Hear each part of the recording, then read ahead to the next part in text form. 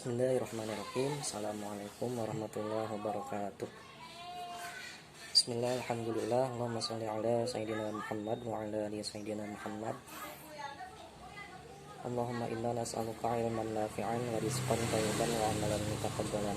Rabbi shrah li sadri wa yassir li amri wahlul 'uqdatam min lisani yafqahu qawli, amma ba'du. Oke, teman-teman kelas 9 semuanya, baik ikhwan maupun akhwat, yang mudah-mudahan selalu dalam keadaan sehat walafiat. Pada kesempatan kali ini kita berjumpa kembali. Kalau biasanya Bapak hanya menggunakan voice, maka kali ini Bapak mencoba menggunakan video supaya kalian bisa setidaknya merasa bertatap muka langsung dengan saya. Jadi seriusan belajar kalian atau semangat belajar kalian meningkat. Oke teman-teman, Bapak akan melanjutkan materi kita yang sempat tertunda kemarin karena ada beberapa proyek yang harus kalian selesaikan, tapi insya Allah masih berhubungan juga. Kita masih membahas tentang karya sastra, ya, yaitu dimana karya sastra yang kita bahas yakni syair di kelas 9 itu.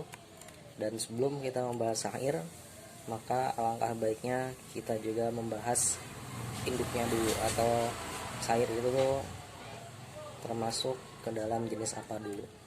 Oke teman-teman, pada pertemuan yang lalu sudah kita bahas sedikit bahwa syair itu termasuk ke dalam jenis puisi, ya, dimana sebenarnya puisi itu kemarin sudah Bapak bahas, ya, ada puisi lama dan ada puisi baru, dan syair termasuk ke dalam jenis puisi lama.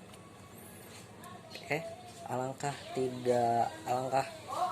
kurang baik juga, atau lebih bagusnya juga, selain kita membahas puisi lama, maka alangkah baiknya atau lebih baiknya kita juga membahas puisi baru. Hitung-hitung kita mengulang pembelajaran materi di kelas 8. Oke teman-teman, kita mulai saja. Bismillah. Bapak mulai dari pembahasan yang sudah kita bahas dulu ya dari minggu kemarin, bahwa pengertian puisi itu yaitu ungkapan pikiran yang disampaikan secara musikalisasi.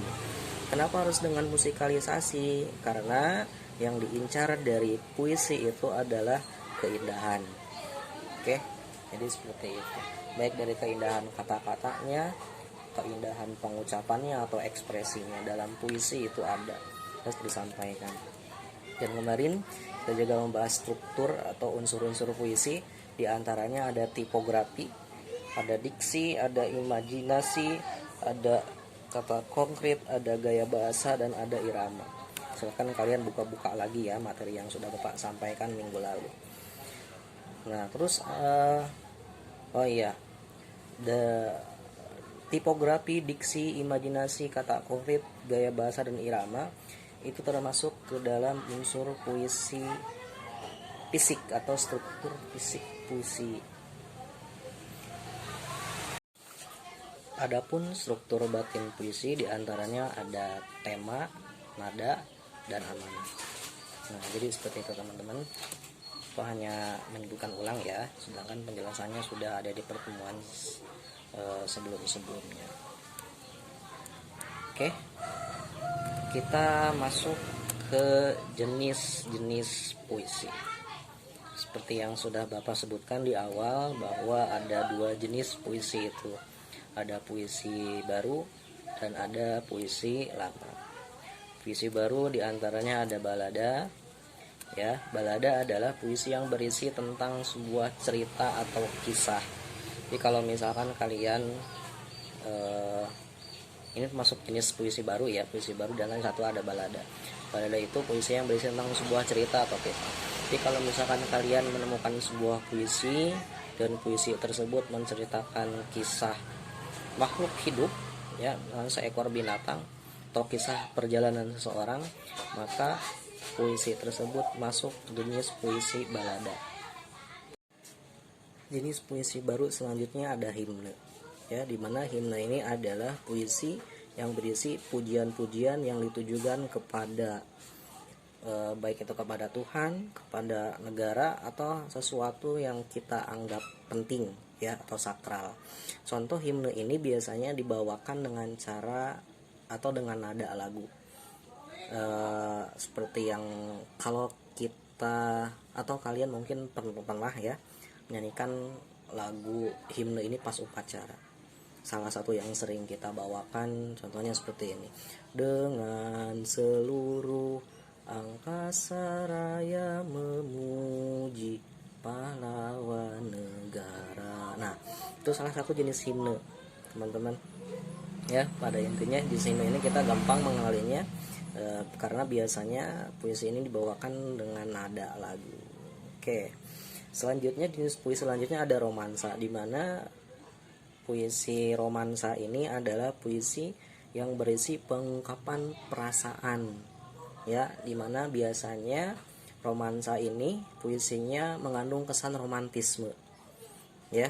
Contoh seperti kita mengungkapkan kasih sayang kepada kedua orang tua kita, ya, kasih sayang kepada orang-orang yang kita anggap spesial, contoh guru-guru.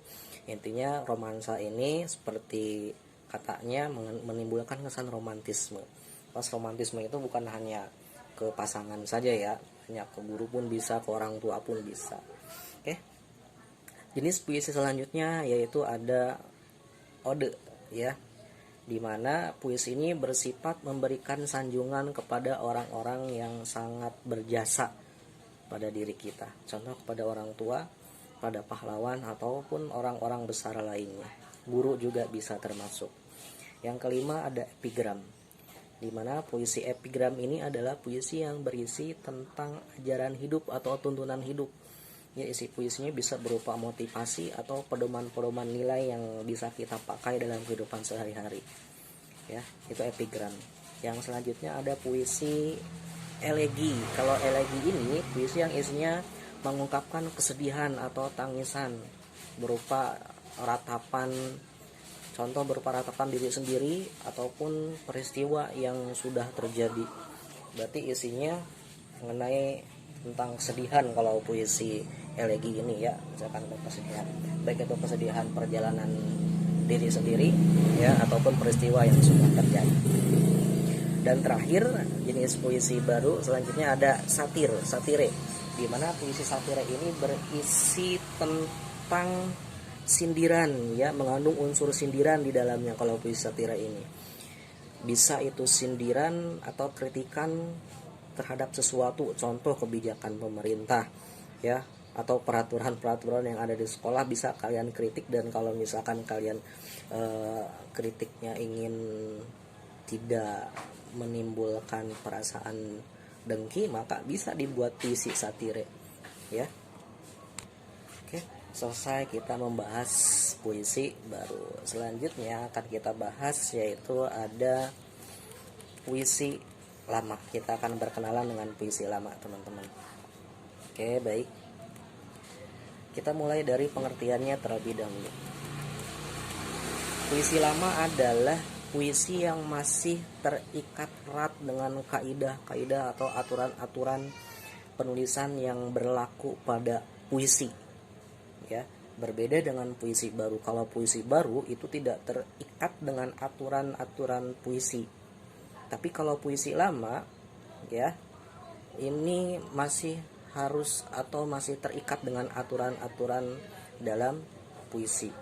Contoh aturan-aturan dalam puisi itu ada misalkan jumlah katanya harus sekian dalam satu baris, jumlah barisnya harus ada sekian dalam satu bait, sajak atau iramanya harus sama, misalkan harus ABAB, banyaknya suku kata, terus penggunaan iramanya juga harus sesuai. Nah, itu dalam puisi lama diperhatikan, ya. Karena gini, teman-teman, karena dalam puisi lama itu masih terikat dengan kaidah-kaidah atau aturan-aturan, secara gampangnya seperti ini. Karena puisi lama itu diciptakan oleh orang tua terdahulu, dan orang tua dulu menciptakan puisi itu bukan untuk dikenang, bukan untuk meraih penghargaan, tapi orang tua dulu itu menciptakan puisi itu untuk menasehati anak-anaknya, menasehati keluarganya, ya. Jadi aturan-aturannya sedemikian rupa harus diperhatikan supaya lebih mengena. Jadi seperti itu. Orang tua dulu itu cerdas-cerdas, teman-teman.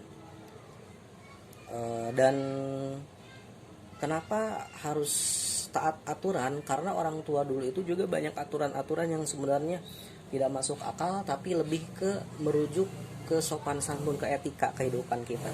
Contoh, orang tua dulu pernah berkata, jangan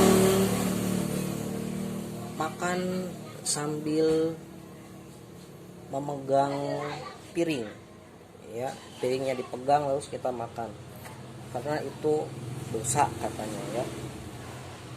Kalau misalkan dipikir-pikir, tidak ada hubungannya dengan memegang piring dengan dosa, ya. Tapi kenapa orang tua dulu melarang? Karena itu untuk menghindari ketika kita makan, makanannya terjatuh atau apa.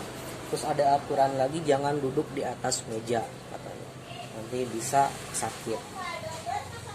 Sebenarnya kalau menurut logika tidak ada hubungannya, tapi kalau menurut etika itu ada kaitannya dengan sopan santun, ya, dengan akhlak kita. Masa duduk di atas meja kan tidak baik. Jadi seperti itu, cerdasnya orang tua seperti itu. Orang tua itu menasehati anaknya dengan bermacam-macam cara, tidak langsung menyampaikan jangan, tidak, tapi ada caranya unik tersendiri. Orang tua dulu cerdas, teman-teman. Itu yang harus kita contoh, ya. Oke, jadi seperti itu karena alasan kenapa puisi lama itu masih terkait erat dengan kaidah atau aturan-aturan penulisan.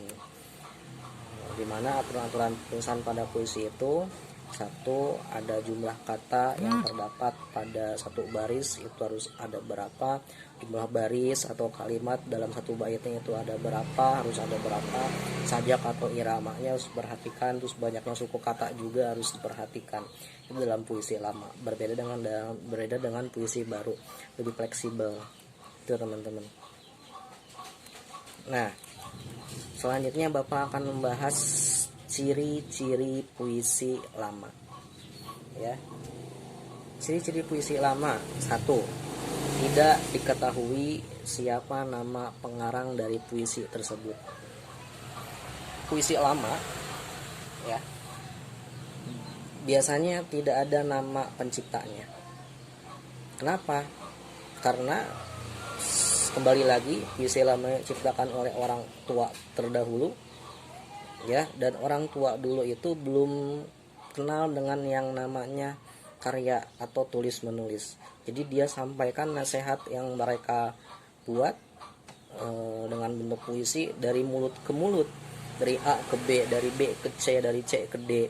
Akhirnya tidak diketahui siapa pencipta awal puisi itu, ya.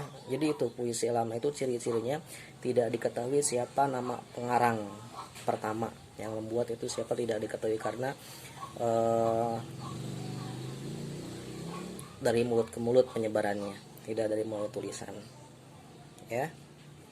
Yang kedua, ciri-ciri dari puisi lama itu tadi masih berkaitan dengan aturan-aturan yang masih berlaku pada puisi, aturannya yang sudah Bapak sebutkan tadi di atas. Oke, teman-teman, untuk kali ini Bapak cukupkan materi yang dapat Bapak sampaikan.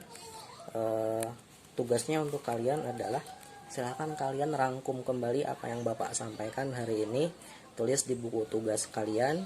Kalau sudah selesai silahkan fotokan lalu kirimkan ke WA saya paling lambat hari Kamis jam 1 siang, ya.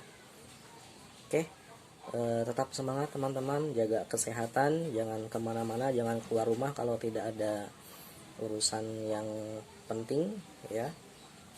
Tetap berdoa, jangan tinggalkan sholat 5 waktu. Terima kasih. Assalamualaikum warahmatullahi wabarakatuh.